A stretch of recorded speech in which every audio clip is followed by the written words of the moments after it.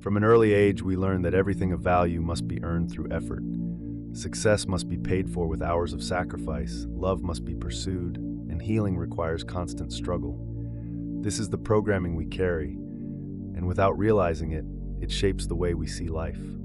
So when something seems simple or arrives with ease, the mind becomes suspicious. Is this real? Because we were taught to believe that only what costs sweat has legitimacy. Bruce Lipton shows us that our biology responds less to the physical environment and more to the beliefs we hold.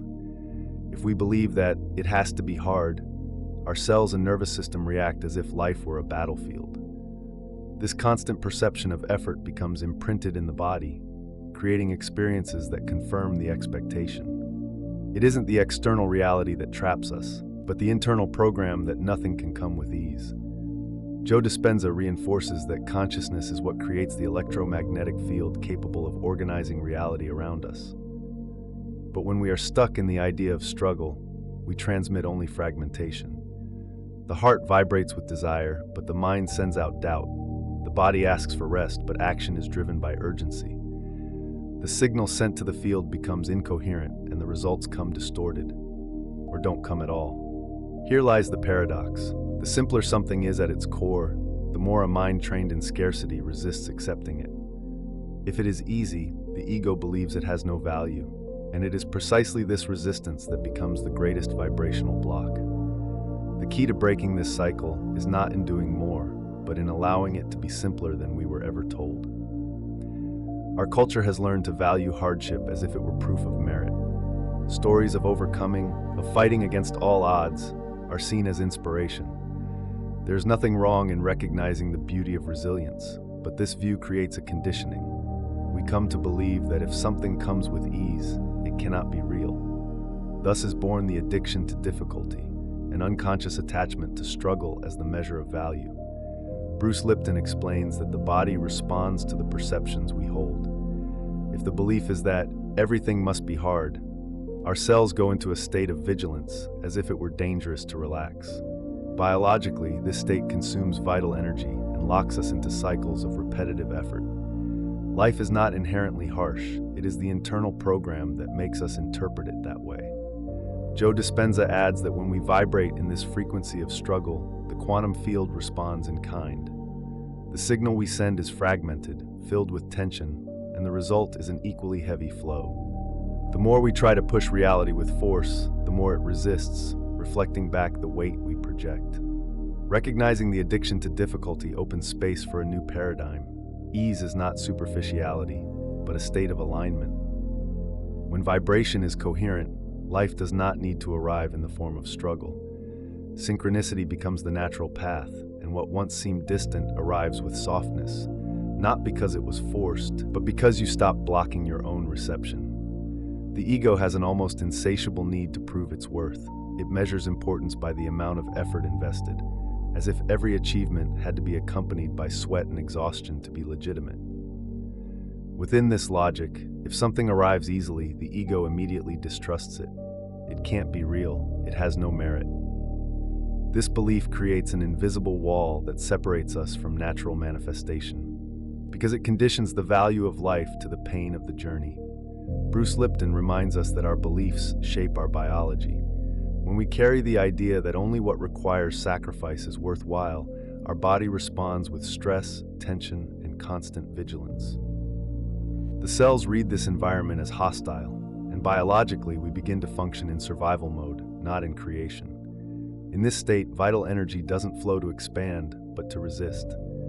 Joe Dispenza shows that the quantum field responds to state, not effort.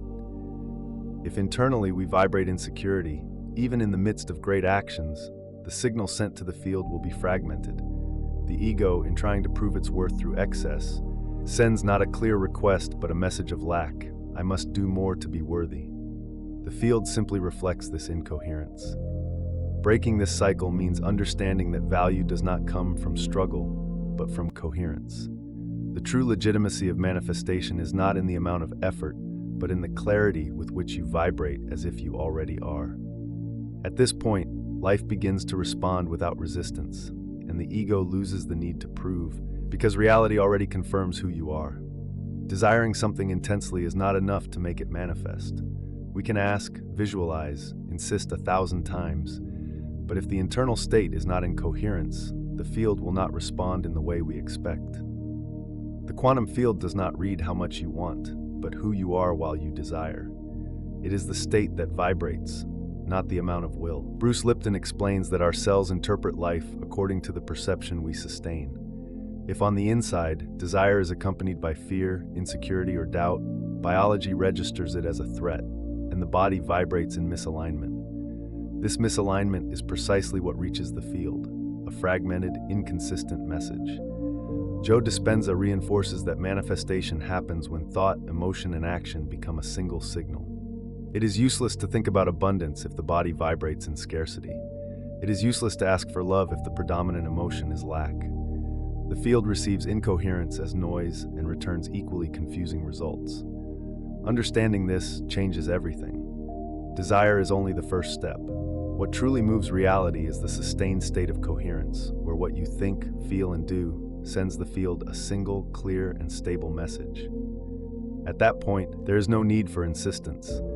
It is enough to remain being the signal you wish to emit. Fragmentation of the signal happens when we think one thing, feel another, and act in the opposite way.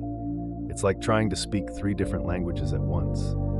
The message is not clear to anyone. In the quantum field, this translates into noise. Reality does not capture the desire itself, but the vibrational confusion that accompanies it. And the result is a distorted or delayed manifestation. Bruce Lipton explains that biology follows the dominant information. If the mind projects confidence, but the body vibrates fear, and the central emotion is insecurity, the cellular system interprets it as threat, not expansion. This internal record is what sustains the energetic field around us, and it is this field that interacts with external reality. In other words, it is not the isolated thought that creates, but the coherent or incoherent sum of the entire internal state. Joe Dispenza compares this process to a poorly tuned radio. No matter how much you turn up the volume, if the frequency is not adjusted, the sound will remain full of static. In the same way, repeating affirmations or visualizing intensely will have no impact if the emotions in the body are in dissonance. The energy does not amplify, it disperses. Fragmentation, therefore, is one of the greatest blocks, but it can be resolved by bringing awareness to this triad: mind, heart, and body. When these 3 points begin to vibrate together, the noise dissolves, the signal becomes clear, and the field can finally respond with precision. In quantum physics, particles that vibrate in sync enter resonance and amplify one another. The same happens with us. When thoughts, emotions, and body align, the signal sent to the field becomes clear, strong, and consistent. This coherence is the key for manifestation to occur effortlessly, because reality responds to the harmony of the state, not to the insistence of the mind. Bruce Lipton explains that biologically, coherence reduces stress and reorganizes cellular functioning. Cells stop operating in survival mode and begin to work in expansion, repair, and balance. This internal environment creates a fertile base for energy to move in an ordered way and for the body to remain receptive to the new. Joe Dispenza reinforces that coherence between heart and brain is what transforms a desire into a magnetic field. When emotion sustains thought and the body responds in congruence, the vibration generated is like a beacon, visible, stable, and capable of attracting equivalent realities. It is not about doing more, but about being the signal itself.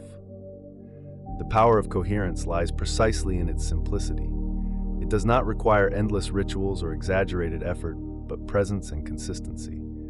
The more you place yourself in this state of alignment, the more you notice that life begins to flow in synchronicity. What once seemed distant naturally draws near, because the frequency you emit finds resonance in the field.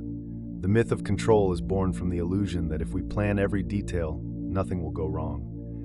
But at the quantum level, trying to control deadlines, outcomes, and paths is a way of operating from fear. It is like holding sand too tightly in your hands. The more force you apply, the faster it slips away. The anxiety of control does not bring what we desire closer. On the contrary, it fragments the frequency and creates resistance. Bruce Lipton reminds us that our cells respond to the perception of safety or threat. When we insist on controlling everything, we are sending the body the message that the environment is not trustworthy. This generates physiological stress, activates defense mechanisms, and limits the capacity for expansion. The body goes into alert, and in this state, energy is directed toward survival, not creation. Joe Dispenza explains that the quantum field responds to coherence, not urgency. Micromanagement, disguised as organization, transmits to the field a vibration of lack. I don't believe it is already happening, so I need to watch over it. This incoherent signal keeps manifestation distant because reality reflects precisely the insecurity of origin. Breaking the myth of control is not about abandoning responsibility, but about trusting the space between actions. It is doing your part with clarity and then allowing the field to move the invisible pieces. When we release the obsession with the immediate result, the signal sent stabilizes, and life responds with synchronicities that no strategy could ever calculate. Compulsive repetition is one of the most common mistakes on the path of manifestation. Many people believe that if they visualize or ask 1,000 times, they are reinforcing the signal. But in the quantum field, the opposite happens. Repeating incessantly is like sending the same message multiple times out of insecurity. What the field picks up is not the clarity of the desire, but the anxiety behind it. Bruce Lipton explains that our cells do not respond only to what we think, but to the emotional tone that sustains those thoughts. If each request comes loaded with doubt, the body records lack and biology vibrates misalignment. Instead of reinforcing creation, this practice reinforces the program of scarcity. Joe Dispenza adds that the quantum field responds to a coherent and stable signal. A request made in a state of alignment, where mind, heart, and body agree, is already enough. Compulsive repetition fragments that state because it shows the field that you do not believe in your own emission. It is like tuning a radio station and then switching frequencies every second. There is no consistency for the music to be heard. The mistake is not in repeating practices, but in repeating them without trust. The key is to transform intention into a lived state, not into a constant question. When desire becomes part of your natural vibration, there is no need to insist. The field has already received the message, and in that confident silence, manifestation finds the space to occur. Simplicity is often mistaken for passivity, but in the quantum field, it is synonymous with clarity. When we stop getting lost in doubts, repetitions, and urgency, energy ceases to disperse and begins to concentrate into a single beam. This silent focus is stronger than any fragmented effort. The path of simplicity is not about doing less, but about vibrating with greater precision. Bruce Lipton explains that when we change beliefs rooted in difficulty, our body responds immediately. The nervous system relaxes, the cells leave the state of alert, and they begin to operate in expansion. This internal environment creates a signal of safety and trust that the field reads as stability. From this state, things flow naturally. Joe Dispenza reinforces that simplicity does not mean the absence of desire, but the absence of anxiety. When intention is clear and sustained by a coherent emotional state, the field responds without the need for constant interference. The energy becomes magnetic not because it is intense, but because it is pure, without noise. Following the path of simplicity is trusting that manifestation does not require complexity to be real. The cleaner the signal, the easier it is for the field to find the corresponding frequency. At this point, the ego loses the need to prove, and life begins to reveal how natural ease can be when we are in alignment. Manifestation is not an achievement in the traditional sense, like someone lifting a mountain through effort. It is more like a memory. In the quantum field, all possibilities already exist, and what we call creating is in fact accessing the timeline where that reality is already present. When we release effort and enter a state of presence, it is as if we open an inner drawer and find something that has always been there. Bruce Lipton explains that our beliefs act as filters that either allow us, or not, to access these versions of reality. When we believe that something can only come through struggle, we close the door to remembrance and enter the logic of forced achievement. But when we reprogram that perception, the the body opens to a state of safety and trust, freeing energy to access what was always available. Joe Dispenza reinforces that, in the quantum field, there is no distant future to reach. What exists is frequency. When you enter the vibration of someone who already lives that reality, you begin to perceive synchronicities, paths, and encounters that confirm this state. It is not that something was created from nothing, but that you tuned into a station that was already broadcasting that music. This inner remembrance brings a profound change. Instead of chasing results, you embody them as part of who you are. And at that point, effort loses its meaning, because there is no longer a struggle to conquer. There is only the recognition that what you were seeking was already inscribed in the field, waiting for you to remember. True quantum action does not arise from haste or the need to prove something, but from alignment. It is not about working more or accumulating strategies, but about acting from the already transformed inner state. When you speak, walk, and decide as the version of yourself that already has what you desire, action is no longer effort, but a natural expression of who you are. Bruce Lipton shows that the body responds directly to the dominant perception. When you act as if you were already in that new state, your cells register safety and coherence, releasing energy that was once used to sustain stress. This aligned body sends the field a clear message. This is already real. And the field responds by adjusting reality to the new vibrational pattern. Joe Dispenza reinforces that the quantum field does not collapse because of the intensity of will, but because of the consistency between thought, emotion, and action. When external decision reflects internal vibration, a feedback loop is created. Each gesture strengthens the state, and each state reinforces the gestures. Reality has no choice but to correspond to this coherent signal. True quantum action, therefore, is no longer an effort to conquer, but the natural consequence of being in coherence. Action does not arise from lack, but from abundance, not from doubt, but from the silent certainty that it is already done. And it is at this point that the field adjusts without resistance, because there is no longer a difference between who you are and the reality you live. Bruce Lipton reminds us that changing beliefs means changing the body itself. When we stop feeding the idea that everything must be difficult, our biological system reorganizes itself to receive with greater ease. The cells, freed from constant vigilance, begin to operate in balance and expansion. It is in this space of trust that manifestation flows without resistance, because there is no longer the blockage of struggle.